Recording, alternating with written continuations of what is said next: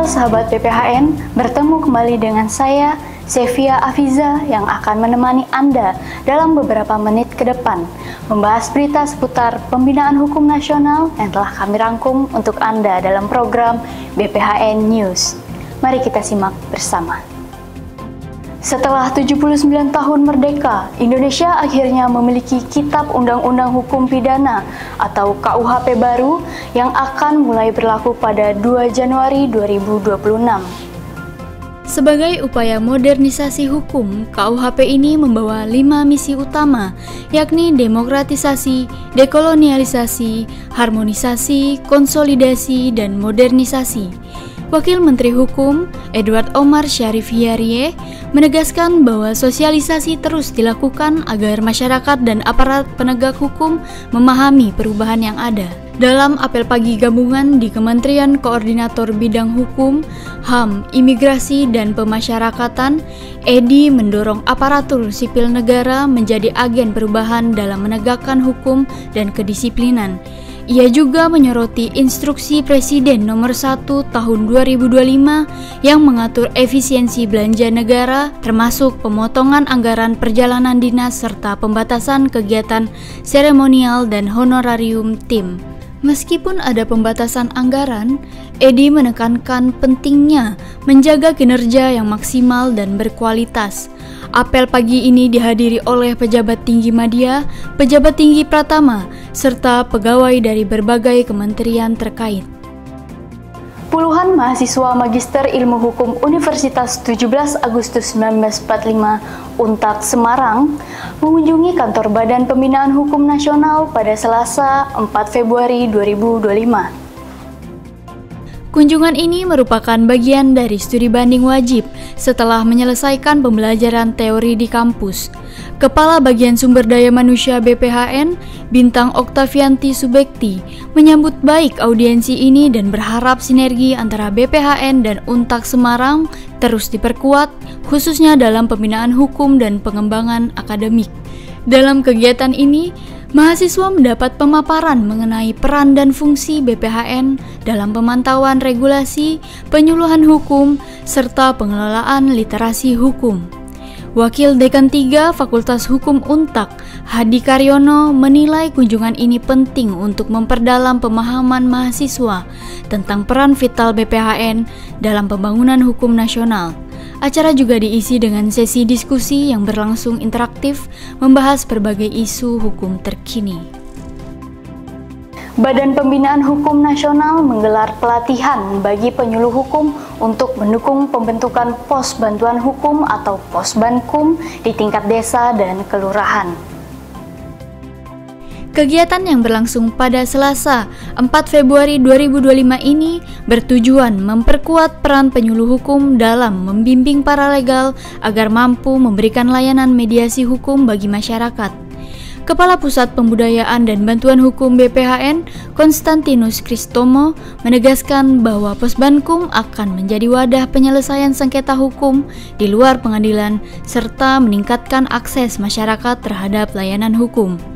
Hakim Justisial Biro Hukum dan Humas Mahkamah Agung, Riki Perdana Raya Waruwu, menyebut kehadiran Posbankum dapat membantu mengurangi jumlah gugatan sederhana yang masuk ke pengadilan. Pada tahun 2024, tercatat lebih dari 12.000 kasus yang sebenarnya dapat diselesaikan melalui mediasi. Riki menekankan pentingnya kompetensi paralegal di Posbankum agar dapat memberikan layanan hukum yang efektif dan profesional. Pelatihan ini diikuti oleh para penyuluh hukum dari berbagai instansi guna memperkuat peran Posbankum dalam memberikan layanan konsultasi dan rujukan hukum bagi masyarakat. Dengan semakin banyaknya Posbankum di berbagai daerah, diharapkan akses masyarakat terhadap keadilan semakin luas dan beban perkara di pengadilan dapat berkurang secara signifikan. Kementerian Ekonomi Kreatif hasil pemekaran dari Kementerian Pariwisata dan Ekonomi Kreatif tengah melakukan percepatan penataan regulasi melalui pembangunan jaringan dokumentasi dan informasi hukum. Dalam audiensi bersama Badan Pembinaan Hukum Nasional pada Selasa 4 Februari 2025, Kepala Pusat Layanan Literasi Hukum dan Pembinaan JDIHN BPHN, Saifur Rohim, menekankan pentingnya evaluasi regulasi yang akan dimasukkan ke dalam JDIH Kemenekraf agar selaras dengan tugas dan fungsi kementerian baru tersebut. Kepala Biro Hukum, SDM, dan Organisasi Kemenekraf, Moh Nurul Huda, menyatakan bahwa pihaknya berkomitmen menata regulasi dan memastikan transparansi hukum melalui JDIH. Sementara itu, BPHN juga tengah menyusun revisi Peraturan Presiden Nomor 33 Tahun 2012 tentang JDIH dan mengajak Kemenekraf untuk memberikan masukan sebagai anggota JDIH sebelum regulasi tersebut dikonsultasikan lebih lanjut kepada masyarakat. Badan Pembinaan Hukum Nasional menegaskan peran strategis kantor wilayah Kementerian Hukum dalam pembinaan hukum di daerah. Dalam rapat kerja teknis atau Rakernis, pelaksanaan program pembinaan hukum di wilayah tahun 2025, Kepala BPHN Min Usihen menekankan bahwa Kanwil adalah ujung tombak dalam menjalankan tugas ini. Untuk mendukung efektivitas program, BPHN telah menyediakan pedoman resmi yang dikirimkan kepada seluruh kanwil agar dapat diterapkan secara optimal di daerah. Min Usihen juga menggarisbawahi tantangan dalam pelaksanaan pembinaan hukum, terutama terkait keterbatasan anggaran akibat kebijakan efisiensi pemerintah. Meski demikian, ia menilai terdapat peluang yang bisa dimanfaatkan, seperti penggunaan teknologi informasi dan kolaborasi lintas sektor guna meningkatkan efektivitas program. Kepala BPHN berharap jajaran Kanwil termasuk Kepala Divisi Peraturan Perundang-undangan dan Pembinaan Hukum dapat memahami pedoman tersebut agar pelaksanaan program berjalan sesuai target dan memberikan dampak nyata bagi masyarakat. Rakernis yang berlangsung secara hybrid ini dihadiri secara langsung oleh pimpinan tinggi Pratama BPHN, analis hukum ahli utama, dan penyuluh hukum ahli utama di Aula Mujono BPHN, Jakarta Timur. Sementara itu, perwakilan dari Kanwil Kemenkum di seluruh Indonesia mengikuti secara virtual yang terbagi menjadi 2 sesi, yaitu Kanwil dari Indonesia bagian tengah dan timur mengikuti pada 12 Februari, sementara Kanwil dari Indonesia bagian barat pada 13 Februari 2025.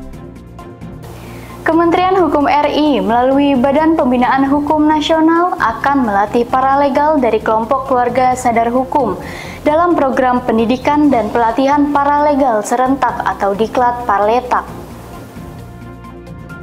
Program ini bertujuan membentuk pos bantuan hukum atau Posbankum di setiap desa dan kelurahan sebagai pusat layanan konsultasi serta penyelesaian masalah hukum. Kepala Pusat Pembudayaan dan Bantuan Hukum BPHN, Konstantinus Kristomo, menyatakan bahwa pelatihan ini merupakan langkah awal memperluas akses layanan hukum bagi masyarakat desa.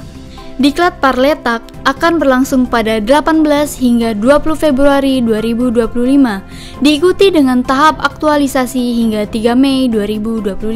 Selama periode ini, paralegal akan menjalankan 4 layanan utama di Posbankum, yaitu konsultasi hukum, penyediaan informasi hukum, layanan mediasi, serta rujukan ke pemberi bantuan hukum atau organisasi bantuan hukum. Setelah menyelesaikan pelatihan dan evaluasi unjuk kerja, para peserta berhak mendapatkan sertifikasi paralegal. Sekian berita dari BPHN News. Semoga informasi yang disampaikan dapat bermanfaat bagi kita semua. Ikuti berita terbaru Badan Pembinaan Hukum Nasional melalui laman sosial media kami di bawah ini.